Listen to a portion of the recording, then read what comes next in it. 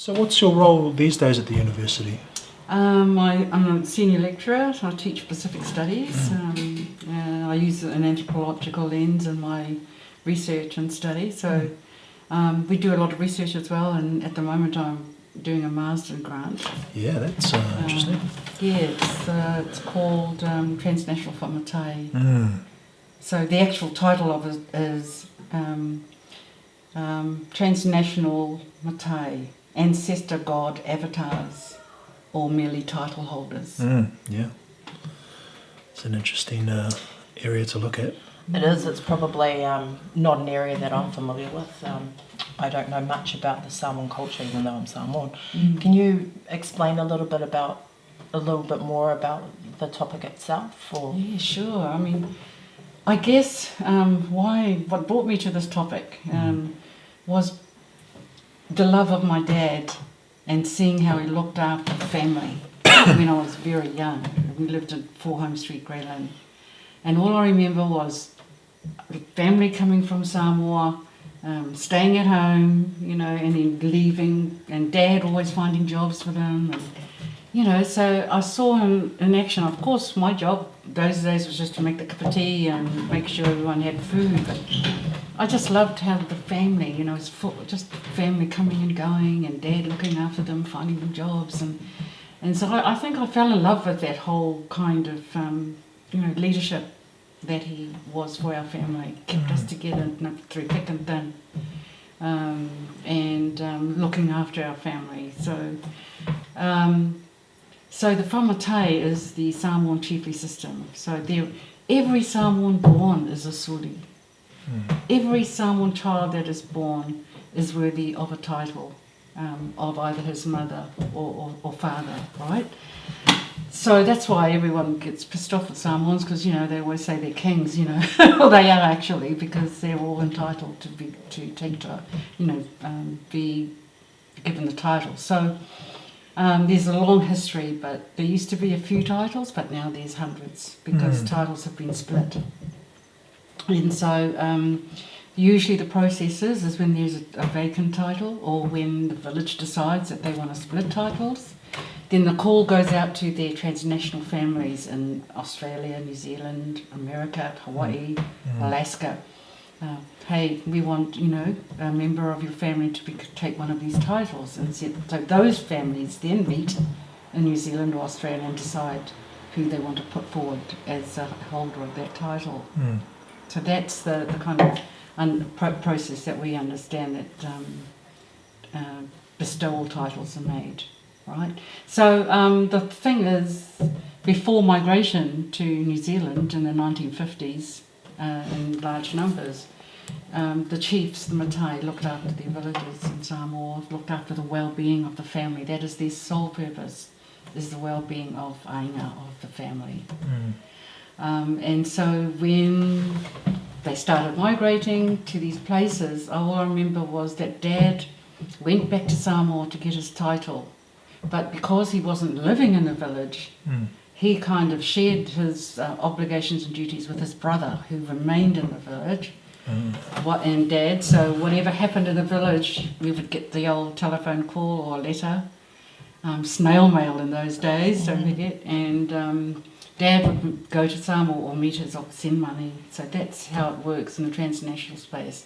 So that's what I'm looking at. I'm looking at all the pioneer generations, which was my dad's age, who came here in that first wave, and those born in the diaspora who have become chiefs.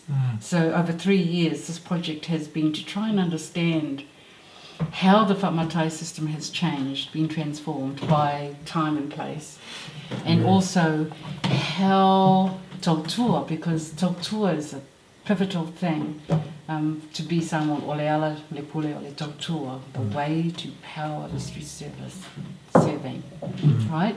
So, and so that's what they have to do to their villages. They have monotonga, where they have special monetary gifts they have to give to the village. So how does that change in the transnational space? And so that's what this project has looked at.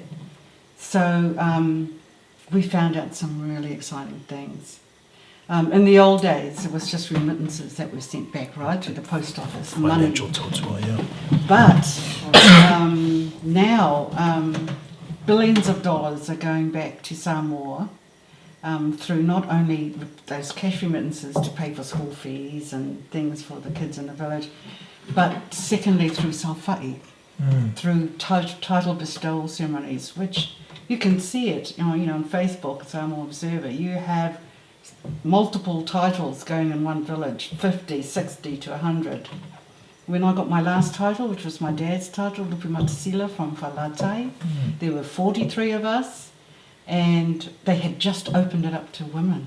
Wow. All this time. I wondered why. Oh, wow. And so I said, I'm going to be part of this history. I'm going to be one of those women. So there were, out of the 42, there were 4 women. And the rest were men. Now, each of us had to give a sum of money, thousands of tala each. Multiply that by 42, do the math. You see that what's big money, and it's happening every week, several. Yeah. So it's a way, in our research we found that it's a way of us in the diaspora giving back to the village. We don't care how many thousands we have to pay, because we know that it's going back to the village. It's not going to the government. We actually see it being given out. All the people in the villages come to the Salfa'is and they are, you know, given their share of that money that's collected. So it's a good way of helping our people who need, you know, the money in the villages. I guess. That's amazing. No. I was going to say, in your research, did you? What's the views of the Samoan-born about with, I guess, New Zealand-born or New Zealand-raised going back to Samoa to get them a tie? That's a good question, because there is definitely a divide. There is definitely, and it's mirrored by the Prime Minister, of course, that, you know, us in the diaspora are just cheap kids. Ula vale. Because we're youth and young people. You know, that idea that we are invisible. You know, we are invisible, and that the real Samoa is the Wha Samoa is that practiced in Samoa. But Wha Samoa changes, culture changes. So you've got American Wha Samoa is different from New Zealand Wha Samoa, which is different from Australian Wha Samoa, but it's still Wha Samoa. And the funny thing is that the Wha Samoa that's being developed in these places, they end up being practiced in Samoa. That's interesting. They adopt the same practices. They do. So we are actually defining the changes in Wha Samoa from Whafo outside. And another interesting thing we found out is that in our research is that New Zealand, Wha Samoa and Wha Matai is the powerhouse. Wow.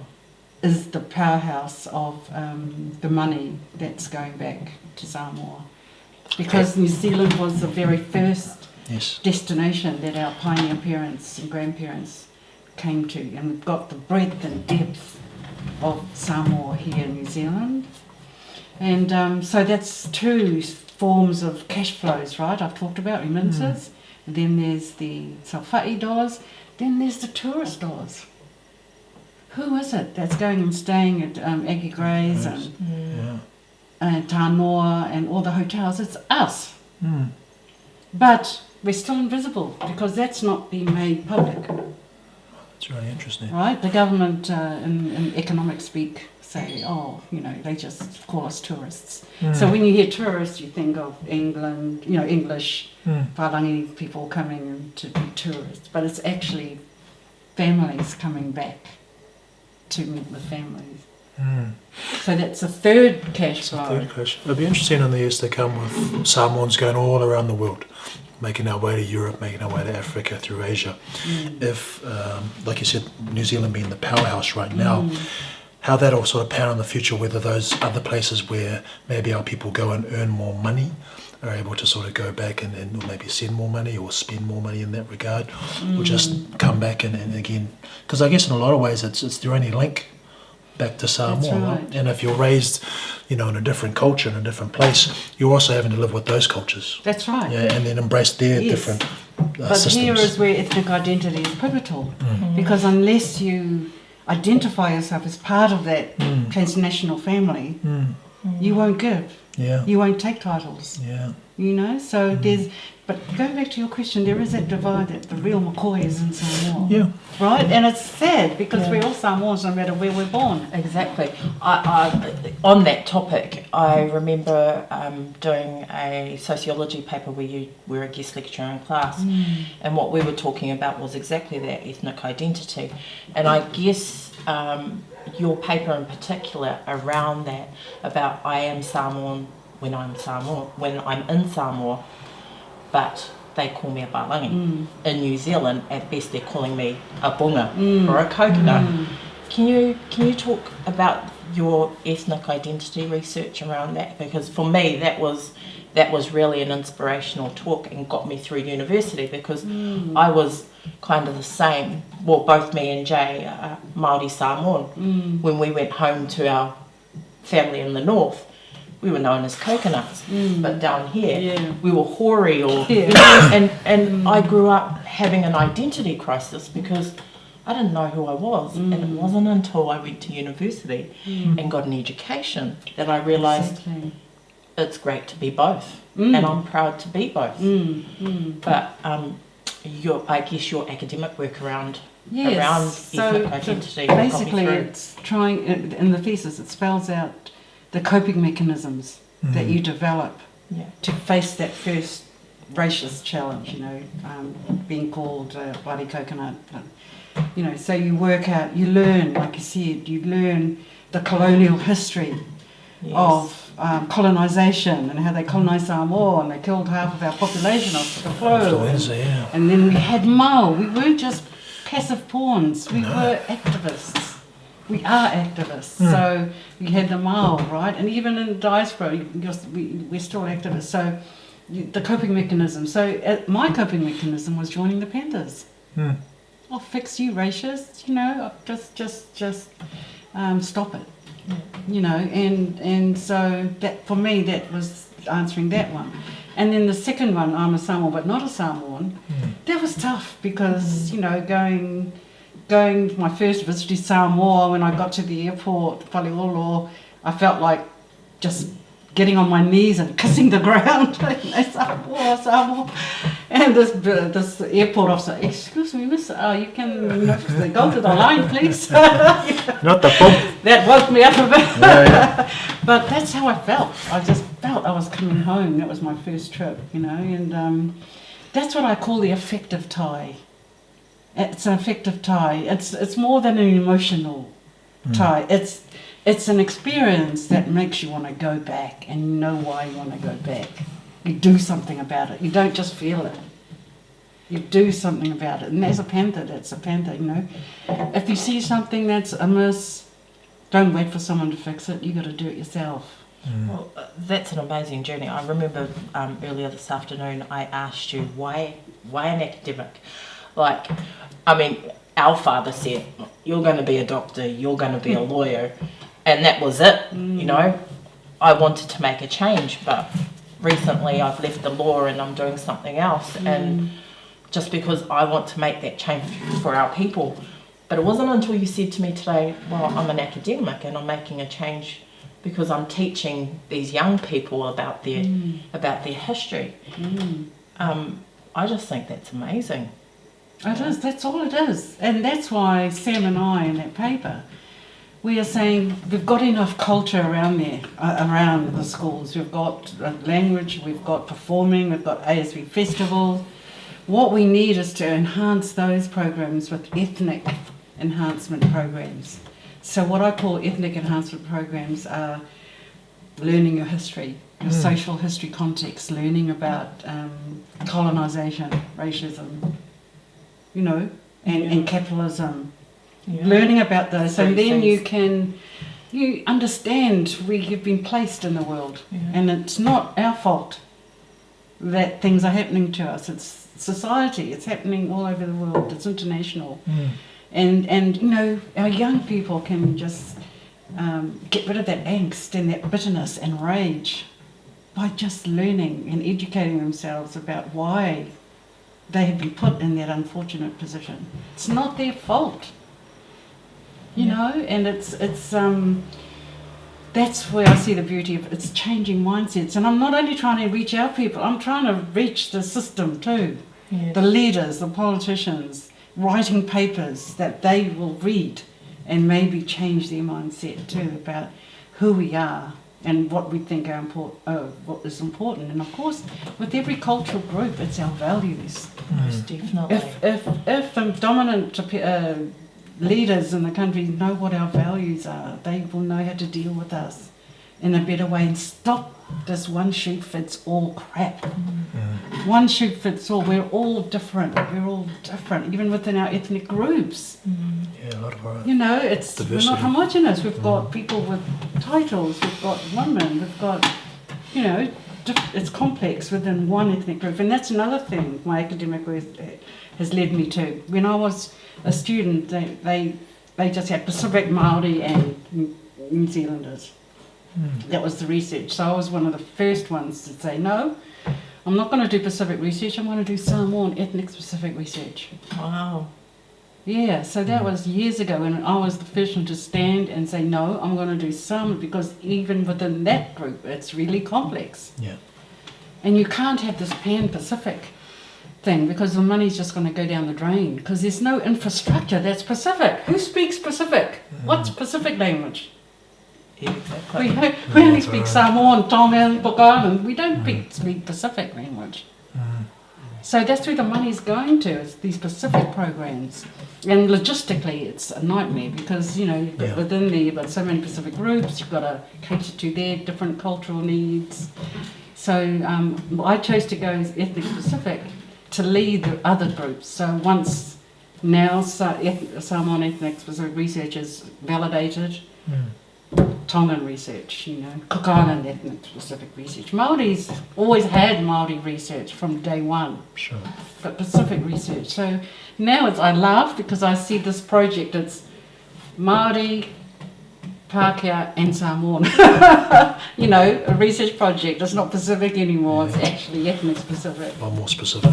Yeah, so it's like, because I'm really into finding what the problem is, Yeah. and that's my academic work too. Yeah. You know, one shoe fits all policies don't work, not for even mainstream Pārani. Yeah. So I'm trying to, change that to really find what the problem is. And so another bugbear I have is focusing our resources on quantitative data, so census data, facts and figures. You know, they tell us what the problems are. We know the problems. They just give us the breadth of the problems. They don't give us the depth, the whys. So we need good qualitative research and specific research methodology. So that's what I'm developing too. How to research Samoan communities in a way that values our culture. You know, so it's not just wham bam, thank you ma'am, I'm asking a question, you give me the answer, see ya. No. You become, you know, it's the bar. Yeah. You make a relationship and you follow it through and you stay with them even after the research to help that community. I think I've had a really interesting conversation with Melani earlier today about Pacific Island offending. Oh, sure. Yeah, we were talking about as an alternative to throw a male Samoan offender in a room with his mother and For sisters. domestic violence. For domestic violence, cases. Yeah. you know, and bringing that culture back into, I guess, kind of like to rehabilitate them in a way, instead of putting them in a prison cell, put them into a... Oh, and keep him away from his kids. That's the worst thing. Yeah, So- it's the worst thing. Yeah. So, you know, I just said to, because in the Samoan culture, as you know, we have the whengainga Yeah. between brother and sister. So if you threw this offender in with his mother and sisters, you know, you can change your spouse, but you can't change your family. Just to know that, you know, there's that reciprocal understanding between mum, sisters, and you know, the guy, because we've got walls and houses here and we've got geographical distances, so the man is just doing his thing. But, you know, if he knew, in Samoa you have the village system where, you know, everyone knows what he's doing, and, you know, a perpetrator would be, you know, beaten up by the woman's brother or exiled, banished from the village. Mm. But here, it's a different story. But to me, separating a man from his children, even though he's done something. But in the Samoan culture, there are ways where the tupu can be, where you go wrong can be lifted. You've got the iforma ritual. Is a big part, yeah. So, and it actually spreads onto discipline. Mm. We have our own ways of disciplining, but we're in a country which says we can't. We can't. Discipline the way we, there's a whole spectrum of the type of disciplining you do, but most of us are in this area. Mm. But in the paper you hear of the extremes. the extreme, but it's a way that I was disciplined growing up, and we're all successful now. Mm. But we're living in a world where there are no boundaries. There's no boundaries for the young generation, millennials, whereas culturally we have boundaries, and we need to keep them. I guess at the other spectrum for our work is that 90% of the clients that we interview, they have this strong cultural disconnection. So you can guarantee that part of their offending is because they've lost their ethnic identity. They don't know who they are. They found that lack of identity in, I guess, in this case, criminal behaviour. So they don't have a strong cultural identity, but they identify strongly with gang culture. Yeah, that's right. They're desperately looking for family, They're looking for kind something of to out of fulfill. family, Yeah. just something they can latch on to. But yes, it's a shame where you like for the Māori offending, you have to go to prison to learn about your culture, right? I know. And they should be they've got a lot of those programs out for Māori, but there's not many of them for Pacific, and there are a huge amount of Pacific offenders. I mean, that's been one of my dreams, was to, take Pacific studies to not only the schools, through all the sectors, primary, secondary and tertiary, but to the prisons as well. I mean, it's that whole thing about cultural enhancement is there, but they need the ethnic enhancement, which is learning about the 3 Cs and understanding their positioning and why things are the way they are. Hopefully that'll make them change. So that's my dream. And some of it's happening already. Well, I can say having students like yourself, you're in the system, and you're doing good work there. Yeah, we both have found it difficult, but it's a challenge, and it's especially rewarding to work with our own people and to be able to give them options and guidance and support.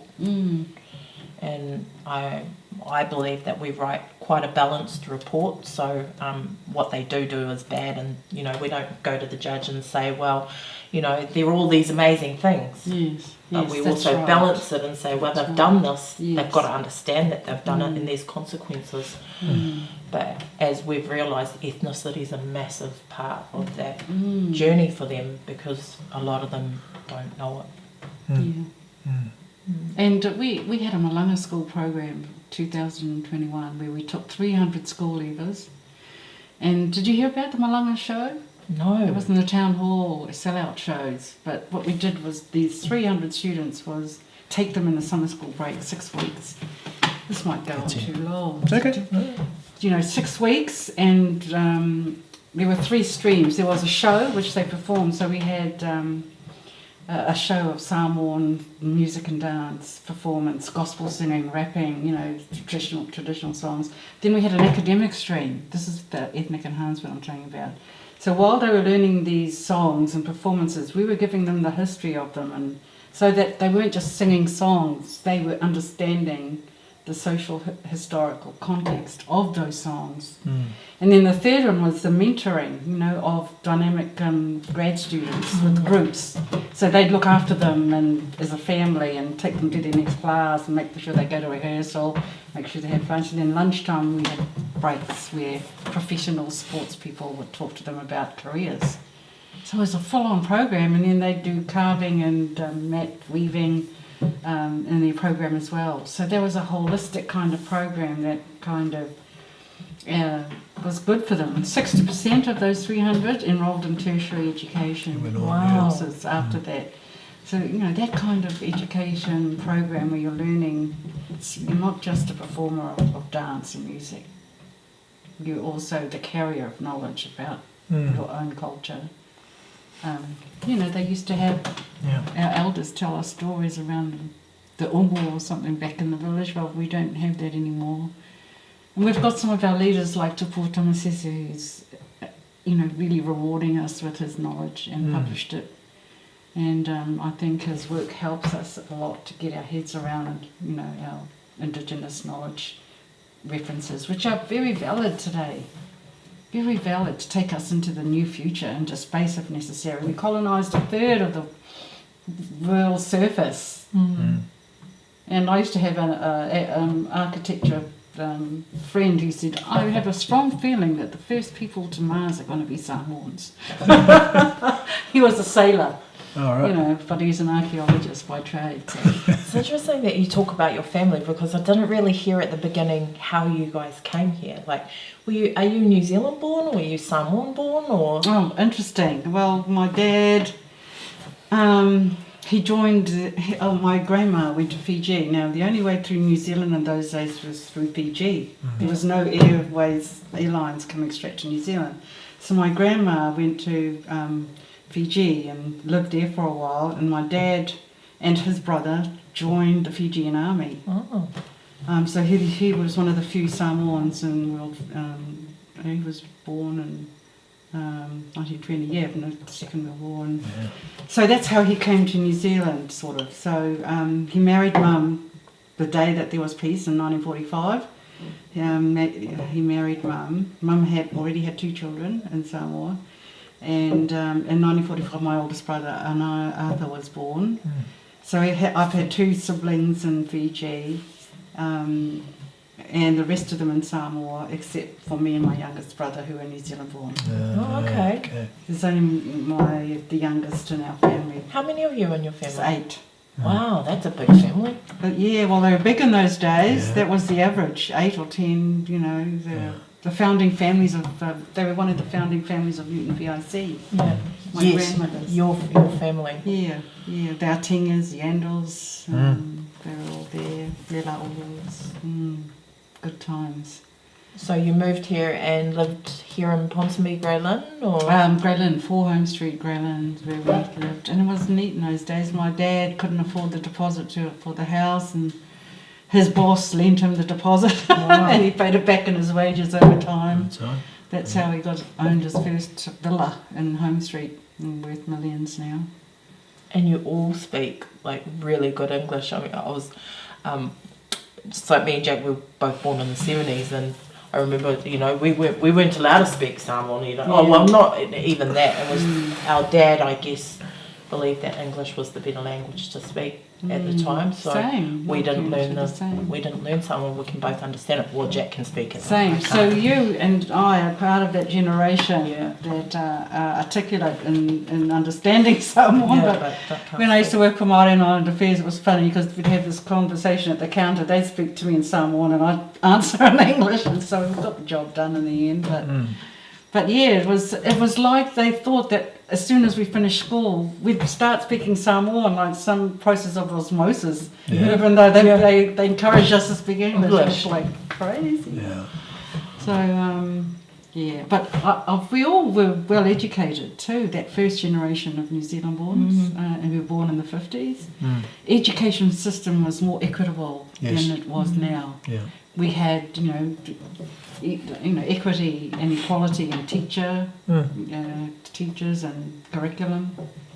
And then one of the things that I think I did well in school was Sunday school at Newton PIC. We were sitting the annual Sunday school examinations at the age of 6.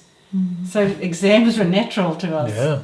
We were sitting exams, and of course our parents wanted us to get the top marks, to get the prizes, and be better than your cousins, Mark, and all that competitive spirit. There you go. So I think that helped that generation to do really well at school. And if you look at the Newton PIC first generation, they're all leaders. Every single one of them, and still are. They're still churning out leaders because it's the value of education. That's why parents came here, and that's what hurt me when Ministry of Civil Affairs published that thing of 100 Pacific Achievers, and not one of them was an educator. They were all everything else. I mean, education is so important.